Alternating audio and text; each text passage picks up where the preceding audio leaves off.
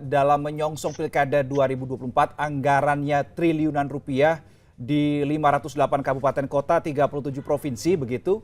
Perlu didefinitifkan tidak atau cukup PLT untuk jabatan Ketua KPU?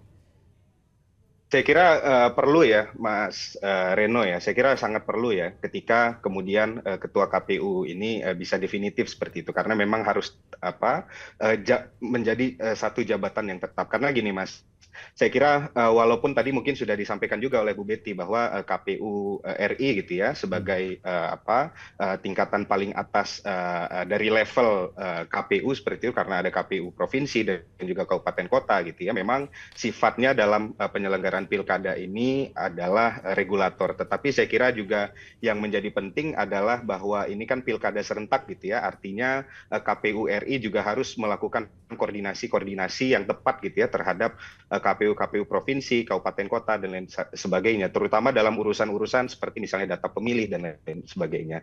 Kemudian selain itu yang kita juga belum lihat adalah soal peraturan KPU, Mas Reno. Karena biasanya ketika mau menghadapi penyelenggaraan pilkada, apalagi pilkada serentak, dan hari ini kan pilkada paling besar di Indonesia gitu ya, Ya. 2024 ini.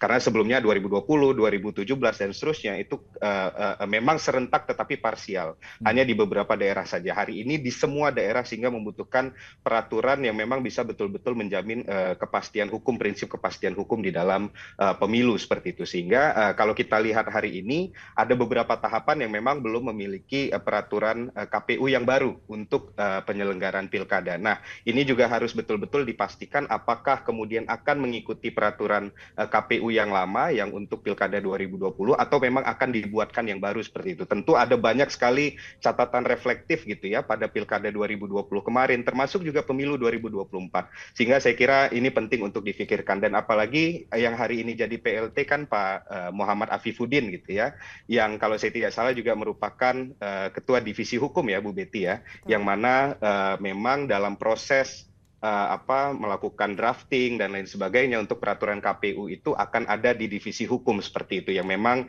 ini diurusi oleh KPU RI seperti itu. Maka kemudian ini juga harus dipikirkan ketika Pak Afif sudah menjadi PLT Ketua, apakah kemudian pekerjaan untuk divisi hukumnya akan terganggu atau seperti apa. Karena saya kira yang paling tadi seperti yang Bu Betty juga sampaikan, bahwa KPU RI sebagai regulator, maka memang harus betul-betul dipastikan peraturan teknisnya itu bisa betul-betul menjamin kepastian hukum dalam penyelenggaraan pilkada ini.